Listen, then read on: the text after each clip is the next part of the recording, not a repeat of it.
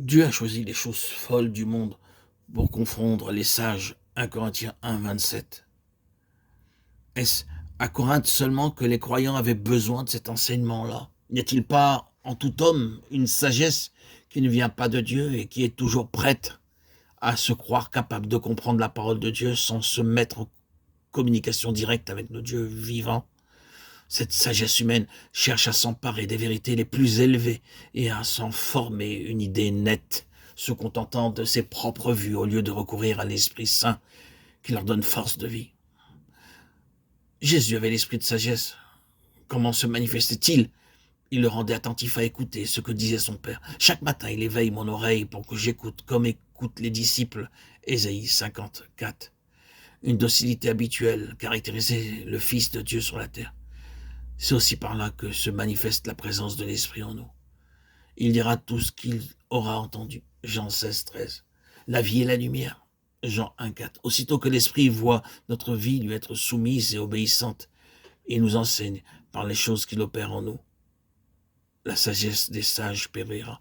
Ésaïe 29, 14.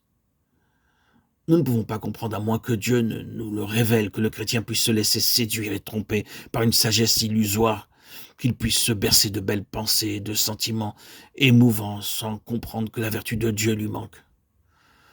La sagesse de l'homme s'oppose à la puissance de Dieu. C'est sa puissance efficace que l'on reconnaît la sagesse de Dieu. Le règne de Dieu ne consiste pas en paroles, en pensées ou en connaissances, mais en puissance. 1 Corinthiens 4, 20. Dieu veuille nous ouvrir les yeux, nous faire voir que très souvent, notre religion consiste en paroles, en pensées et en sentiments plutôt qu'en puissance de Dieu. Remarquez, frères et sœurs en Christ bien-aimés, chers amis, remarquez-le, remarquez bien que l'esprit du monde, la sagesse du monde, ne sont qu'un. Ah, la légèreté avec laquelle un grand nombre de chrétiens se livrent sans crainte, ni frayeur, ni peur, ni intimidation, ni prudence à l'influence dangereuse de la littérature du jour, de la lecture des réseaux sociaux, est une des principales raisons qui empêchent le Saint-Esprit de les éclairer, de leur révéler la présence de Christ en eux. Ils passent leur temps à scroller sans laisser l'Esprit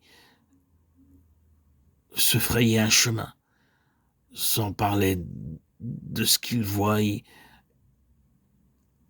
comme chose impudique.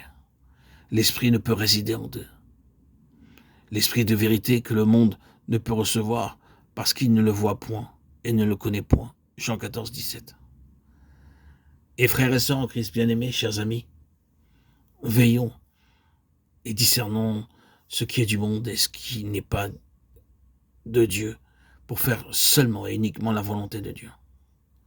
Car frères et sœurs en Christ, chers amis, auditeurs, auditrices, mes bien-aimés, nous n'avons pas reçu l'esprit de ce monde, mais bien l'esprit qui vient de Dieu.